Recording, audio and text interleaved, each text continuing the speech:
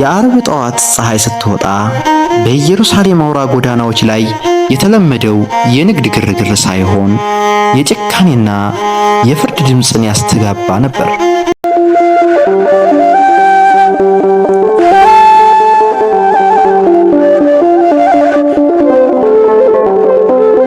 በስመ አብ ወወልድ ወመንፈስ ቅዱስ አሃዱ አምላክ አሜን።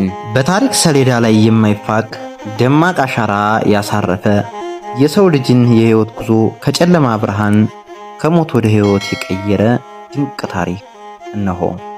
ዛሬ የምንተርክላችሁ ስለ መከራው ሳይሆን ስለ ፍቅሩ፣ ስለ ስቃዩ ሳይሆን ስለ መስዋዕትነቱ፣ ስለ መቃብሩ ሳይሆን ስለ ድል አድራጊነቱ፣ ዓለምን በዝምታ የምታሰላስልበት የሰው ልጅ ሕሊና ከፈጣሪው ጋር የሚነጋገርበት ያ ታላቅ ዕለት ዛሬ ነው።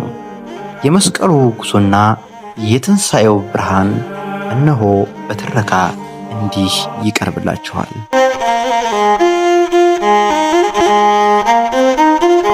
የስቅለት ትረካ ክፍል 1 ሰዓተ መከራ። የአርብ ጠዋት ፀሐይ ስትወጣ በኢየሩሳሌም አውራ ጎዳናዎች ላይ የተለመደው የንግድ ግርግር ሳይሆን የጭካኔና የፍርድ ድምፅን ያስተጋባ ነበር። የፍቅር ትምህርት ሲያስተምር የነበረው ጌታ ዛሬ በገራፊዎቹ መካከል ቆሟል። ጥቁር በለበሰችውና ሐዘን በዋጣት ቤተ ክርስቲያን ውስጥ የካህናቱ ኪርያላይሶን ዜማ ሲሰማ እያንዳንዱ ምዕመን ወደ ኋላ ተጉዞ ያንን የ2000 ዓመት ታሪክ በህሊናው ይስላል። በመቶዎች የሚቆጠሩ ስግደቶች፣ በለቅሶ የታጀቡ ጸሎቶች፣ ሁሉም አንድ መልእክት አላቸው። ፍቅር ለሰው ልጅ ሲል ተሰቀለ። ከቀኑ 9 ሰዓት ላይ ፀሐይ ብርሃኗን ስትከለክል፣ ምድር ስትናወጥ በመስቀል ላይ የተነገሩት 7 ቃላት የዓለምን ዕጣ ፋንታ ለዘላለም ለወጡት። ተፈጸመ የሚለው ቃል የመከራው ማክተሚያ፣ የሰው ልጅ የነጻነት አዋጅ ሆነ። ስቅለት የሐዘን ብቻ ሳይሆን ፍጹም የፍቅር የተገለጠበት የታሪክ ማህተብ መሆኑን እንረዳለን።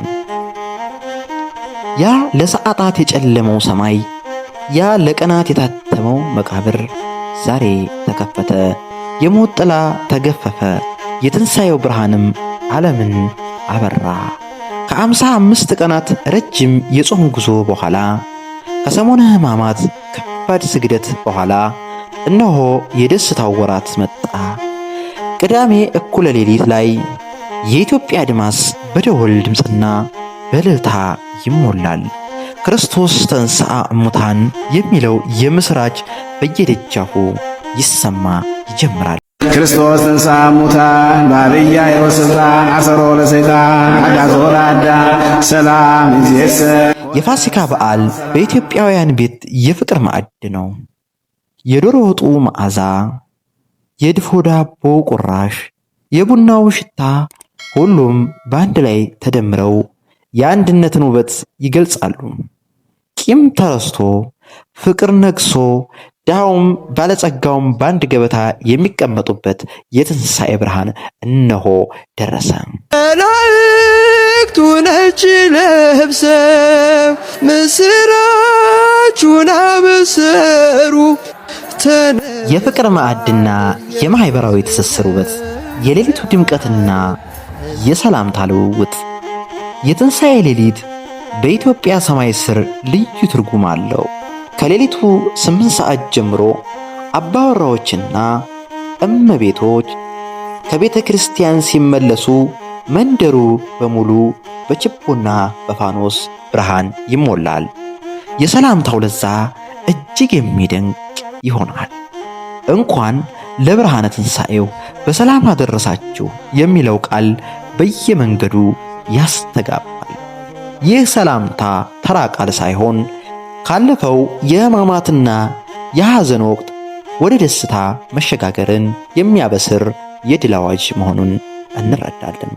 የመጀመሪያው ቀን ቅምሻ ከቤተ ክርስቲያን እንደተመለሱ ለ2 ወራት ያህል የተራበው ገበታ በወተት ባይብና በትኩስ የቤት ዳቦ ይከፈታል።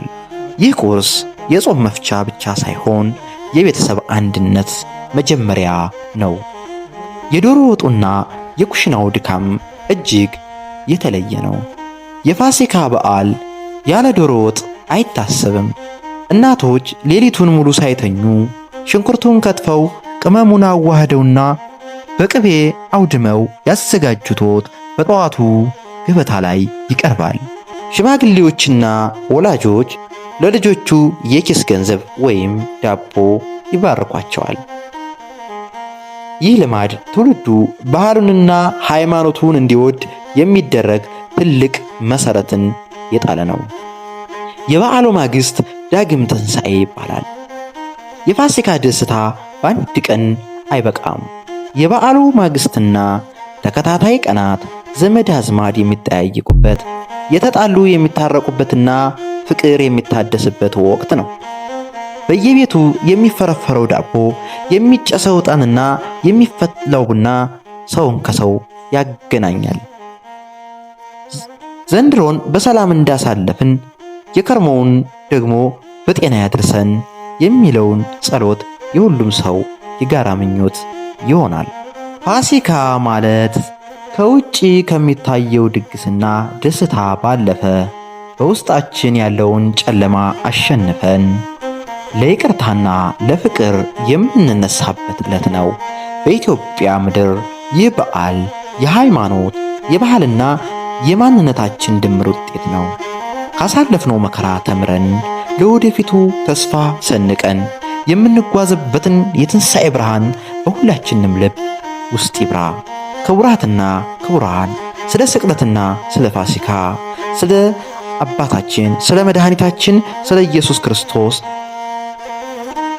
የነበረውን ለእኛ ስል የከፈለውን ታላቅ መሥዋዕት